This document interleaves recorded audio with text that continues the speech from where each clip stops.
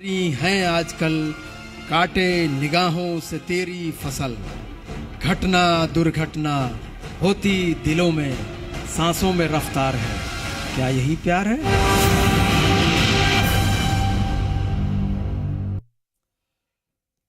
Hello and welcome to our special show. इस वक्त पूरा देश लॉकडाउन है, सभी अपने घरों में कैद हैं और जाहिर सी बात है बोर भी हो रहे होंगे। इसलिए आपके मूड को रिफ्रेश करने के लिए हमारा एंटरटेनमेंट का तड़का लगातार जारी है। हमारी आज की पेशकश में हमारे साथ एक ऐसी शख्सियत जुड़ रही है जो वैसे तो वरिष्ठ आईएएस अधिकारी हैं, लेकिन उनके अलावा उनके पहचान एक कवि, कहानीकार, गीतकार और गायक के तौर पर भी है। जी हाँ, हमारे आज के मेहमान हैं नीतीश्वर कुमार।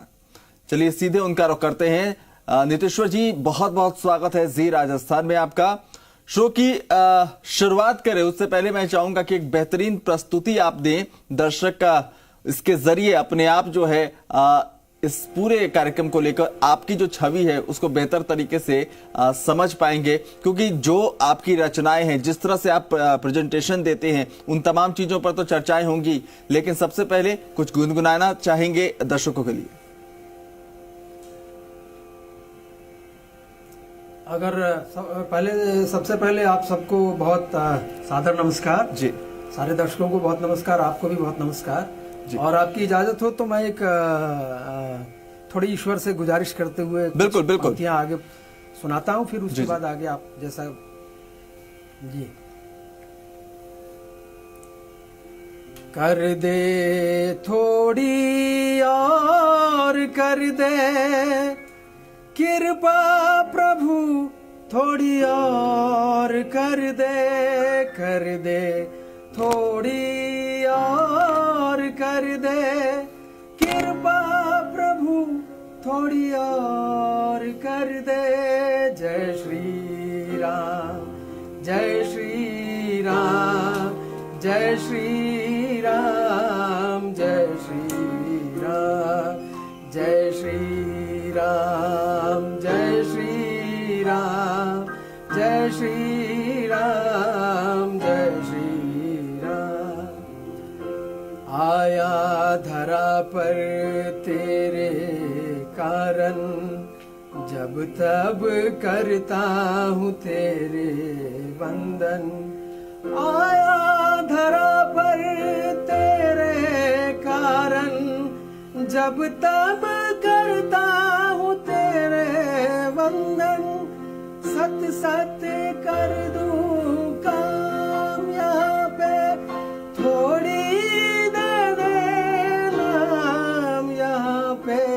थोड़ी है थोड़ी और कर दे कृपा प्रभु, थोड़ी और कर दे।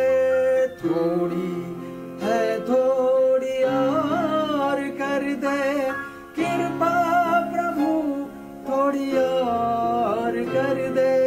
जय श्री राम, जय श्री राम, जय श्री राम, जय श्री राम, जय श्री राम, जय श्री राम, जय श्री राम, जय श्री राम। नीतीश्वर जी, मुझे लगता है कि इससे बढ़िया शुरुआत जो है कुछ और हो ही नहीं सकती थी, और बहुत प्यारी आपकी आवाज है, सीधे दिलों तक आपकी आवाज पहुंचती है। और मुझे लगता है यही वजह है कि आपको भी लगातार इस दिशा में प्रसिद्धियां मिल रही हैं, लोग खासे पसंद करते हैं। सवालों के सिलसिले को शुरू करेंगे। एक सवाल सबसे पहले जो जहन में आता है कि एक आईएएस अधिकारी है, इतने काम की जिम्मेदारियां हैं, चाहे वो जब आईएएस बनने से पहले की कहानी देखे तो बहुत सारे प्रिपरेशन रहे होंगे, पढ़ाई होगी, और जब आईएएस आप बन गए उसके बाद भी काम का बोझ होगा। ऐसे में अंदर का साहित्यकार, अंदर का गीतकार, अंदर का कलाकार अक्सर जो है वो अंदर ही दबा रह जाता है, लेकिन आपने उसे उभार कर सामने रखा है। कैसे ये संभव हुआ? अब देखिए, बड़ी गूढ़ बात है। मतलब मूल रूप से ये मेरी आध्यात्मिक यात्रा है जिसका ये प्रतिफल है जी। तो जो लोग अध्यात्म से जुड़े हैं वो समझ रहे होंगे कि जैसे जैसे व्यक्ति अध्यात्म की तरफ आगे बढ़ता है जी, तो गीत में, संगीत में, नृत्य में पैठ धीरे धीरे बढ़ती है। तो ये उसी का प्रतिफल है और हमारे कोई और शौक नहीं है जी। नौकरी, लोगों की सेवा और उसके बाद ये अध्यात्म, और इसके माध्यम से जो प्रतिफल मिलता है गीत संगीत, बस वही है। तो नीतीश्वर जी, इसकी शुरुआत कब हुई थी? कब आपको लगा कि आपको जो है ये अध्यात्म का रास्ता और ये गाना गुनगुनाना, लिखना, इसकी शुरुआत कब हुई थी? क्या ये युवा काल में ही शुरू हो गई थी कि आप प्रशासनिक सेवा में आने के बाद आपको लगा कि नहीं, हमें कुछ अलग से भी करना चाहिए? अंदर जो उफान था उसको आपने उकेर दिया शब्दों में? देखिए, ऐसा है कि जब तक व्यक्ति पढ़ाई करता है, एक जीविकोपार्जन की तरफ सोचता है, तो उस समय बहुत सारी आपकी व्यवस्थाएं होती हैं। रुचि तो गीत संगीत में पहले से बहुत थी, लेकिन उस दौरान कभी इतना समय पढ़ाई के अलावा निकालना थोड़ा मुश्किल होता था जी।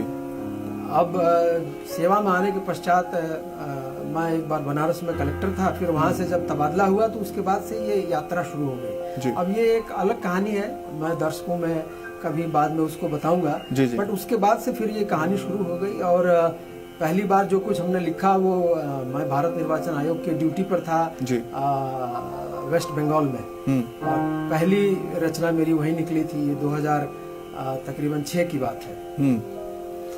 नीतीश्वर जी, आपने जिक्र बनारस का किया कि बनारस में जब आप कलेक्टर थे तो वहां पर बहुत कुछ दिमाग में आपके चल रहा था, तो निसंदेह मुझे लगता है कि कोई भी कलमकार अगर जो है बनारस से होकर अगर वहां से आया है, घाटों के बारे में उसने जरूर कुछ लिखा होगा, कोई कविता बनारस पर, वहां की जो बेबाकी है उस पर, इस तरह की कोई रचना आपने लिखी है? देखिए, वो बहुत ही सशक्त शहर है, सशक्त नगरी है जी। और वहाँ पे कुछ कबीर जी भी रहे हैं और कुछ सूफी एलिमेंट भी रहा है। तो जो अभी मैं सुना रहा था, इसी में अगला अंतरा जो है वो कुछ आपको वहाँ का वहाँ की फील देगा, तो मैं इसको आगे सुनाता हूँ। बिल्कुल बिल्कुल।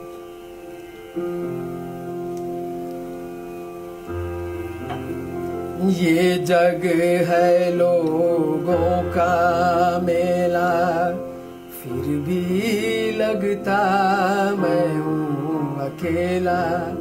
ये जग है लोगों का मेला, फिर भी लगता मैं हूँ अकेला।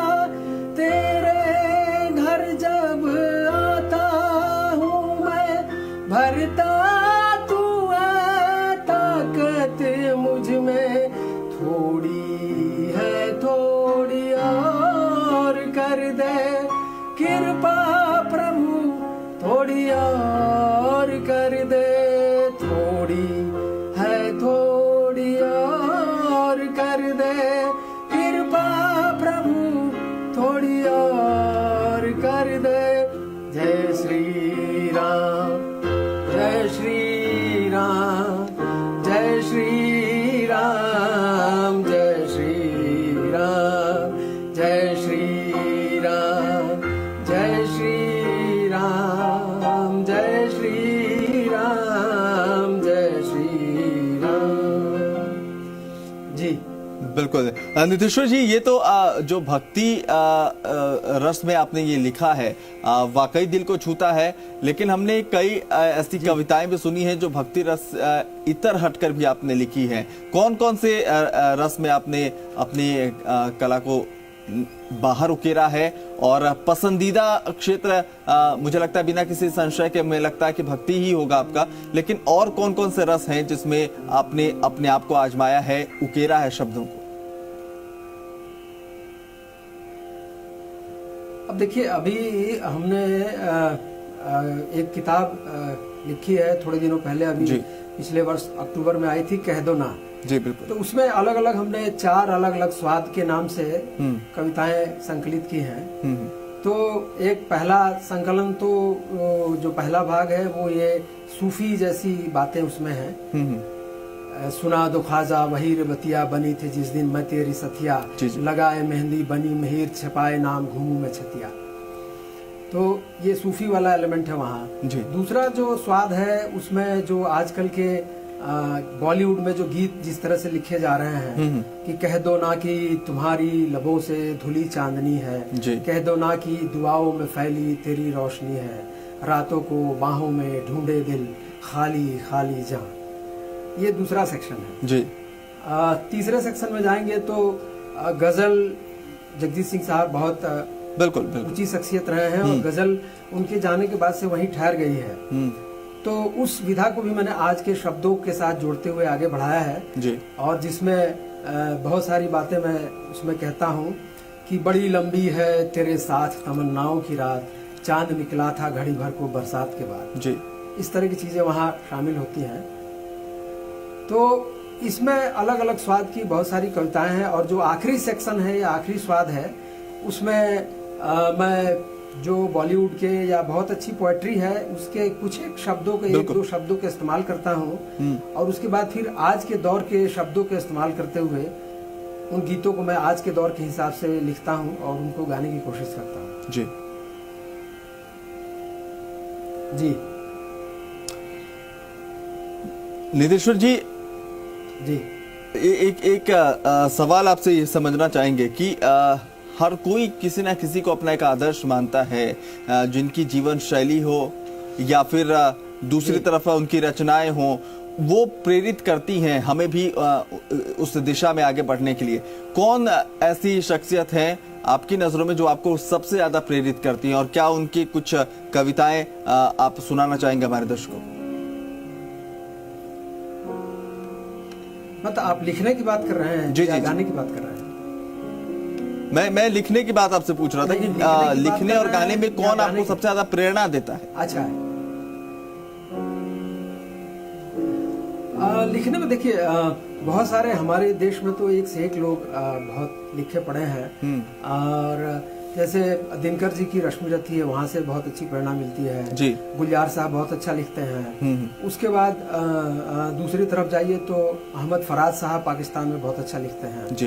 तो बहुत सारे लोग हैं जो अच्छा लिखते हैं और मैं सबसे प्रेरणा लेता हूँ जी। चलिए आप नितेश्वर जी, सबसे पहली जो आपकी रचना हो, जो सबसे पहले आपने गाना लिखा होगा, मैं चाहूंगा वहां से अब आपको लिए चलते हैं और उसको एक बार सुनते हैं। दर्शकों को आप जरा गुनगुनाइए, सुनाइए कि कहां से आपकी ये जो सफर है उसकी शुरुआत हुई थी।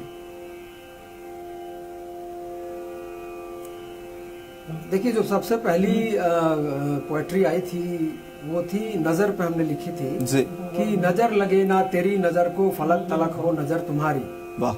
नजर लगे ना तेरी नजर को फलक तलक हो नजर तुम्हारी, नजर उठाए नजर गिराए नजर ही तेरी कदर बढ़ाए, वाह वाह। गाने की अगर बात करें, वो कौन सा गाना था जो सबसे पहले आपने जो है गुनगुनाया था, खुद से लिखा हो, खुद से सुर दिया हो आपने? क्योंकि आपने जिक्र किया पश्चिम बंगाल में जाकर आप जो आपकी पहली रचना थी सामने आई थी। गाने की अगर बात करें, क्योंकि बहुत ही आपकी जो आवाज है वो इतनी भावुक करती है, वो सीधे दिलों को छू रही है, तो मैं चाहूंगा कि हम उस दिशा में ज्यादा चले और आप एक और जो नगमा है गुनगुनाए, और अगर वो आपकी खुद की लिखी, आपकी खुद की कलाकारी हो तो मुझे लगता है कि दर्शकों को और ज्यादा मजा आएगा। मैं एक दो भक्ति में पहले आगे बढ़ता हूँ, फिर उसके बाद उधर चलेंगे, क्योंकि जो माहौल है थोड़े लोगों में जोश भरने की आवश्यकता है, तो मैं उसी की थोड़ी चर्चा करता हूँ जी जी। सर सामने देखिएगा ना, सामने देखिए। एक और मोटिवेशनल या भजन कह सकते हैं आप।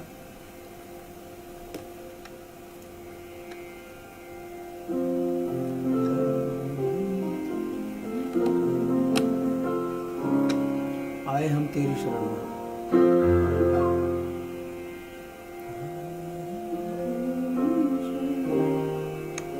आए हम तेरी शरण में, हे प्रभु कल्याण कर।